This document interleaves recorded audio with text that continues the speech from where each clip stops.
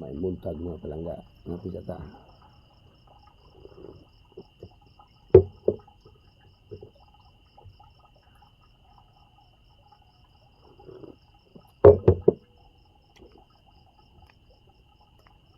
Kaya kung kape palangga premium mo. Gamay na sukar. Tamis ng pan. Salamat sa mga langga kung masuporter sa akin. Kung suporta sa kuwang. Pasilingan. Tanan. Suporta sa Alneguman. Nag-aral pakyas. Dako yung ganipay na ko. Mga supporters. Sa taman sa mga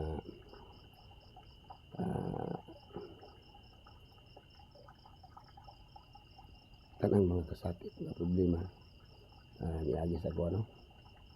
Pero wala na sa ko. Ay ano, kapit kap gunit ba gunit ba? Iglit ang gunit, sigurado, hagbong ita. Asa tamang gunit mga pelangga.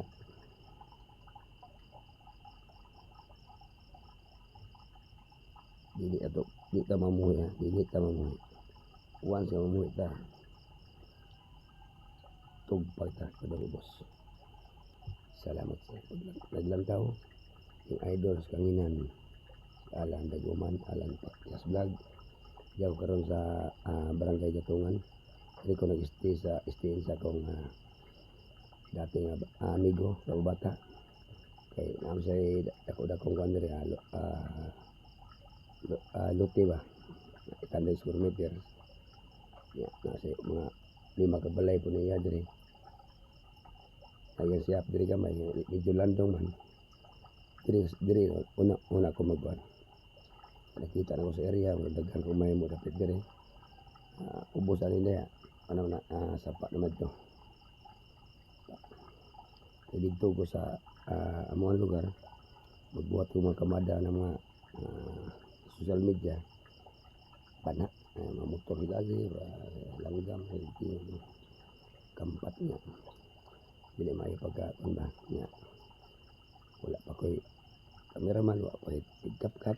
Ako karon solo na ako. Maabot rin yapon panahon na yung murag gumaga kasing-kasing ba na yung tabang. Dili yung tabang nga tiwayon na din. Basta kay negosyo, siyempre negosyo ka. Yan na, suldo ang gini mo. Ano ba, kumbaga na. Kay kung negosyo ka niya, udagang tao niya, yung sulduhan. Huwag yung tao malungta diya. Diba? Ano ba? Ipong tubig taon-taon.